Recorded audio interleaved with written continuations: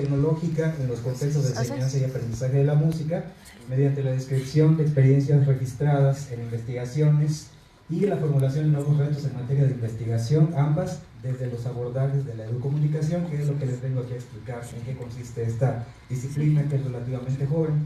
El esquema de contenido, pues vemos aquí el panorama de la apropiación tecnológica, les voy a hablar un poco. Posteriormente, qué es la educomunicación, cómo surge, su evolución y quiénes fueron sus precursores. Posteriormente, experiencias educomunicativas en materia de investigación, en apropiación tecnológica en Singapur y aquí en México. Y por último, retos pendientes de investigación en contexto de enseñanza musical desde los abordajes de la educomunicación, que seguramente se sumarán con sus valiosos puntos de vista, los cuales me servirán mucho de ayuda. Empiezo formulando que nos encontramos ahorita en una transición paradigmática en las formas de enseñar y aprender con las TIC, lo cual genera nuevos procesos comunicativos. Por lo tanto, la educación ahorita se debe concebir como un acto natural de comunicación con las TIC incorporadas en el currículo como lo entendemos en pedagogía, con espacios para la reflexión-acción sobre sus potencialidades, limitaciones y efectos en el aprendizaje. El punto número 3, muy importante, la escuela está siendo desplazada por los medios de comunicación social. Es una realidad que estamos viviendo ahora. ¿Por qué? Porque penetran en la vida privada, movilizan fuerzas psicológicas, tienen un sustento lúdico antes que el pedagógico, promueven la educación afectiva, nos transmiten ideas de inclusión de libertad, cambian la percepción de la realidad y en donde el usuario ya no es un simple consumidor pasivo, sino también se ha vuelto creador de contenidos, ¿no? De acuerdo con Cabello y López, casi todos los autores a los que voy a hacer referencia son de la educomunicación, ¿sí? Los ubicarán en la medida que nos documentemos, pero aquí la apropiación de tecnologías las define primeramente desde una perspectiva sociohistórica. Primero como una instancia social de aprendizaje, donde el rol que juegan los artefactos de sus formas simbólicas, también comprende la construcción de habilidades necesarias para mejorar su calidad de vida y por lo tanto se toma en cuenta también el contexto en el cual se desarrolla y la posición social que ocupan los sujetos. Si lo ven a través de las imágenes podemos abstraer todas estas ideas. Dicha apropiación tecnológica, según Vilches, afecta al imaginario tecnológico, ¿sí? O sea, antes de apropiarnos de la tecnología pudimos haber tenido una idea de que si es buena, si es mala, si sirve, si no sirve, si me ayudó, y ya que nos apropiamos de ella pueden cambiar esas ideas. También afecta al mercado cultural, las formas de consumo musical han cambiado, han llegado ya hasta el formato digital, las conductas de los usuarios, las nuevas formas narrativas, que pasando a la narrativa digital, aunque sea el mismo contenido, pero tiene otras propiedades esa narración. Y las formas de vivir el espacio y el tiempo. Aquí tenemos una imagen de donde habla precisamente, nos esquematiza cómo ha sido en la educación tradicional la mediación del docente. ¿Sí? Voy a emplear mucho el término de mediación porque se emplea también en la educomunicación. Tenemos al docente, como siempre lo hemos visto, en un espacio convencional de aprendizaje, como ha sido mediador entre el contenido y el estudiante, ¿no? Y los diferentes tipos de mediación, como lo hemos visto, pueden ser con base desde las corrientes conductistas cognoscitivistas también. Principalmente se ha visto como el docente ha sido un mediador cognoscitivo. Llegan las tecnologías, llegan los ordenadores, y ¿qué es lo que viene? La enseñanza programada, ¿no? Que se va arrastrando desde el conductismo a través de diseños instruccionales, con base en objetivos, estándares, ¿no? Entrábamos al módulo y nos pedían que participáramos en el foro y 2 retroalimentaciones a cada uno, ¿no? Y con base en objetivos medibles, ¿no? Y parámetros estandarizados. ¿Qué va ocurriendo después? Que a mediados de los 90 ya se empieza a hablar de una mediación tecnológica, ¿sí? No quita que el docente deje su papel de facilitador, pero sí el lenguaje musical sumado al lenguaje tecnológico nos amplía las posibilidades de cómo consumir, de cómo aprender y cómo entender la música. Aquí tenemos en este caso pues una tablet y un YouTube, y donde el estudiante pues ya también se apropia de esos canales que sirven como mediadores, ¿no? Según estos teóricos, Tejada y Krovic. Por lo tanto, no es lo mismo, como relacionado con el término de determinismo tecnológico, no es lo mismo el aprendizaje de tecnología que el aprendizaje con tecnología, ¿no?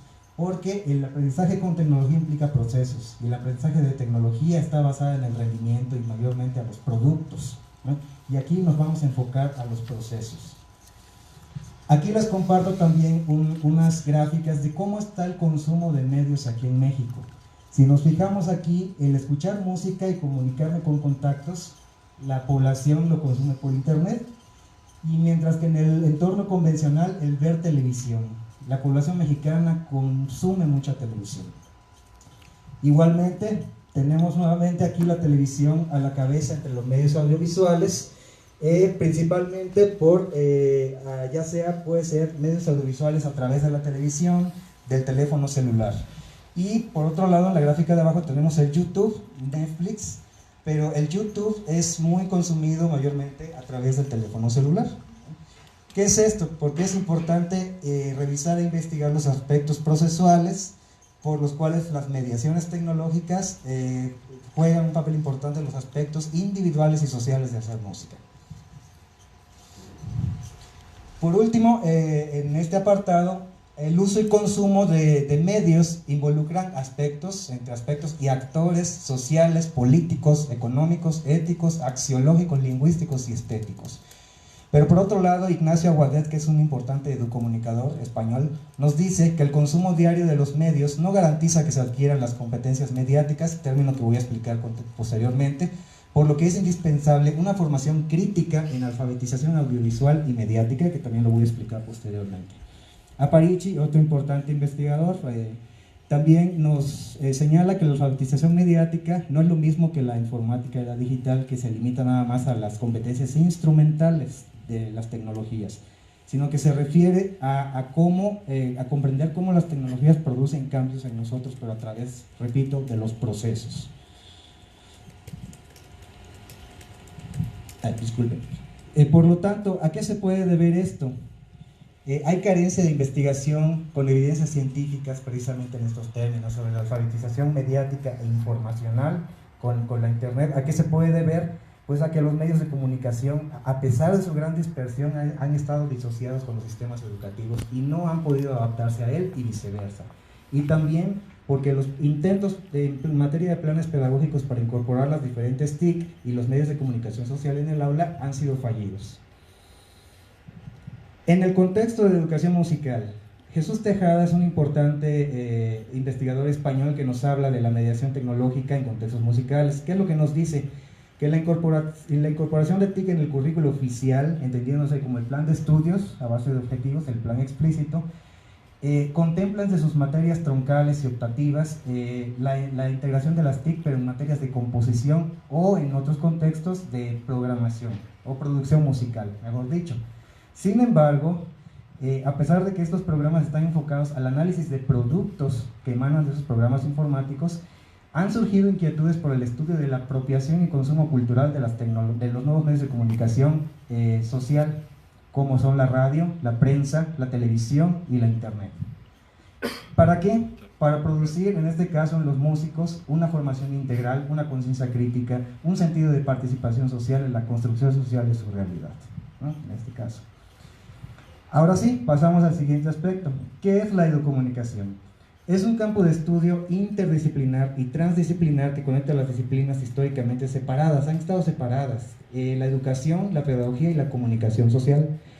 Si nos documentamos al respecto, vamos a ver que otros nombres que recibe son comunicación educativa, pedagogía de los medios, didáctica de los medios, y en el mundo anglosajón, Canadá, Reino Unido, se conoce en el término de inglés media literacy, o si es digital literacy, ¿no? Enfocado en lo que es la alfabetización.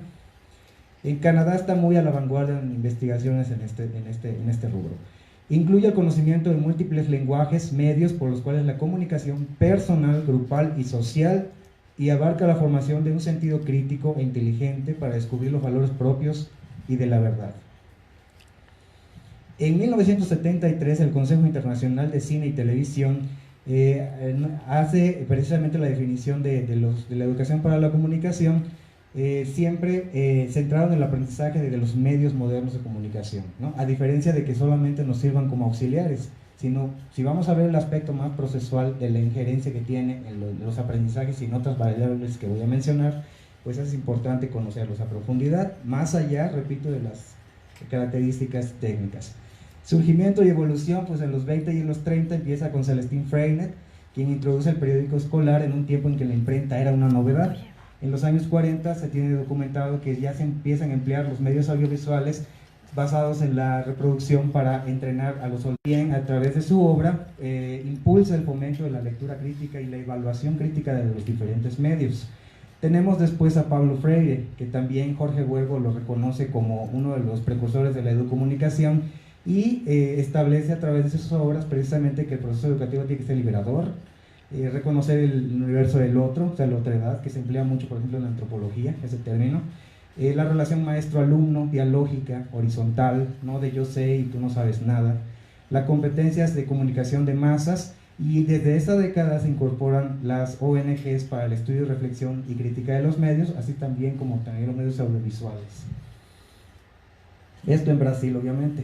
De los 80 a la actualidad podemos ver cómo han entrado en el juego los diferentes organismos internacionales como la ONU, la UNESCO, la Comisión Europea, a través de trabajos colectivos para educar masas y involucrar diferentes sectores sociales. Para resumir, solo menciono a estos países. Australia es uno de los países que fomenta la educación mediática ya desde los planes de estudio. Ecuador introduce la prensa. Brasil también ha hecho grandes aportaciones a la educomunicación porque ya no es un trabajo alternativo, sino ya es parte de la política pública. Y países como Estados Unidos, Canadá, España, Reino Unido también han hecho investigación y han desarrollado estrategias en cuanto a la investigación mediática desde la formación inicial, o sea, desde niños, hasta la universidad. Y especialmente España ha hecho mucho énfasis hasta en materia de investigación en comunicación y alfabetización audiovisual.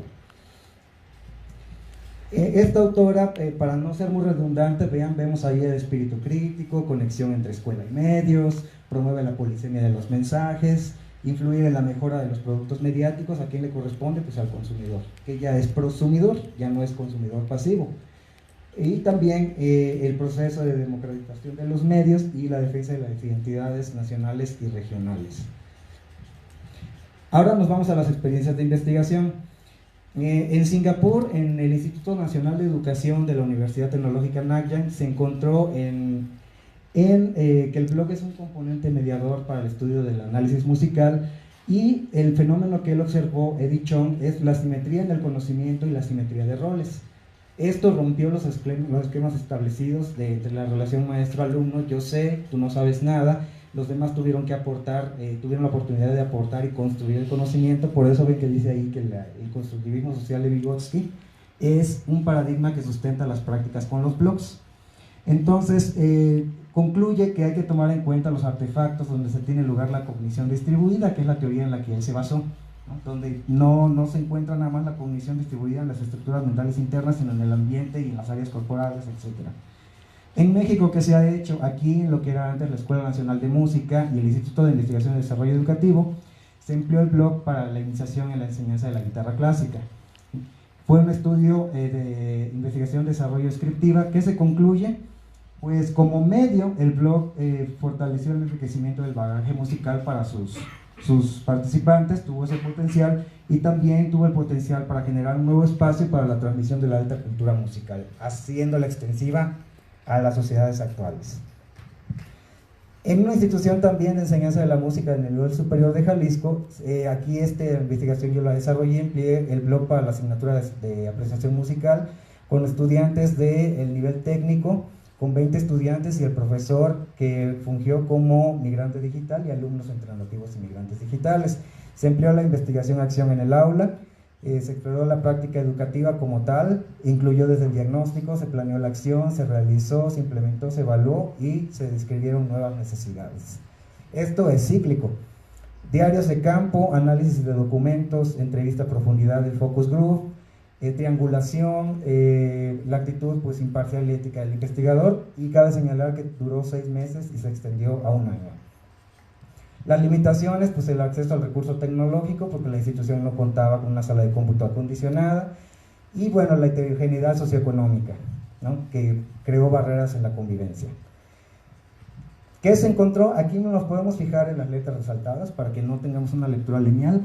Vean cómo mientras el profesor no conoce, los alumnos ya empleaban, se encontró que los alumnos empleaban esas herramientas para bajar partituras y tocar música que no podían tocar fácilmente de oído.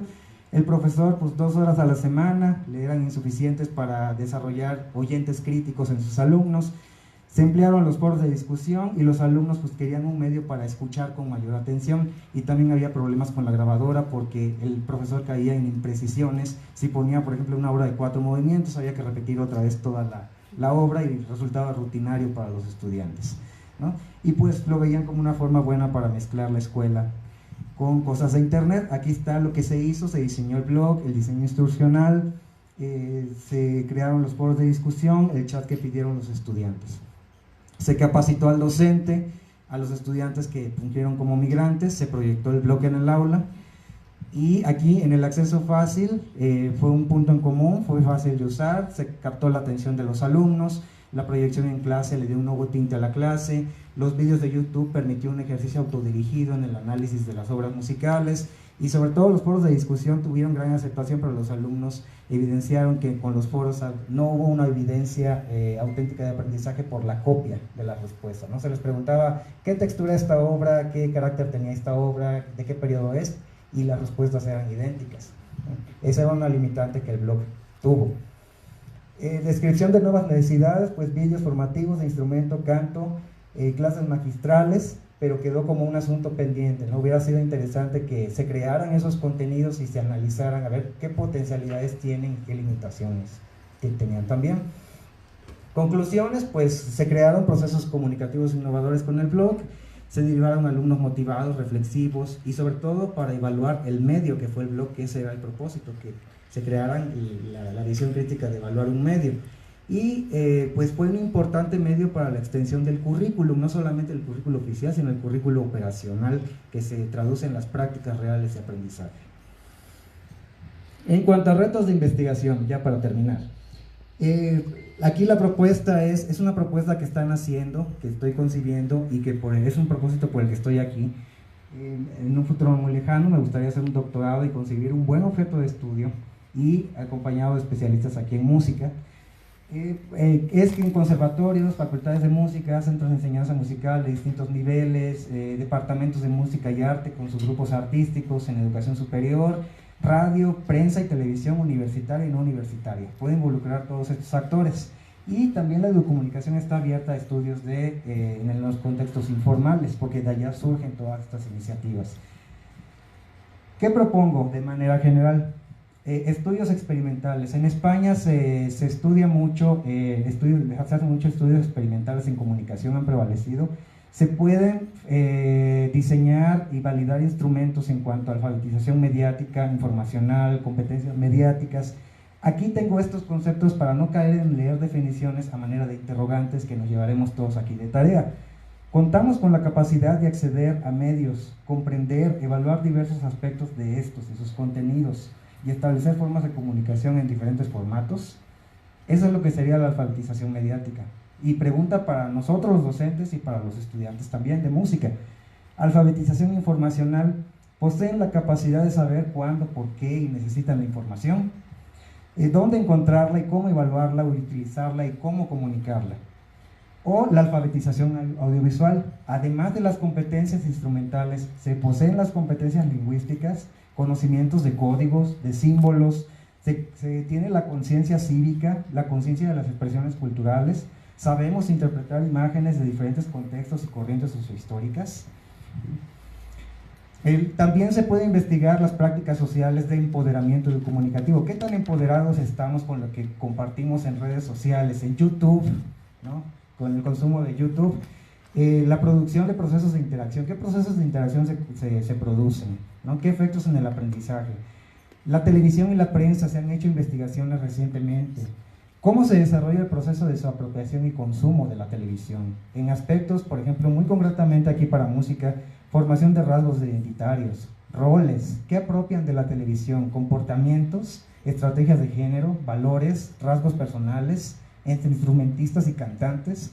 ¿Qué es lo que los medios les aportan a ellos? ¿O qué significados les atribuyen? Aquí otras ponencias han hablado aquí de significados. ¿Y por qué no? Como se hablaba aquí en la mesa hace un poco, la educación de masas. ¿Cómo hacer la conexión entre las audiencias para que el gusto se forme? Porque yo recuerdo que mi primer maestro de canto me decía, es que el gusto no solamente lo tienes, el gusto también se forma. Entonces aquí también hay un área de oportunidad para generar investigación y desarrollar proyectos.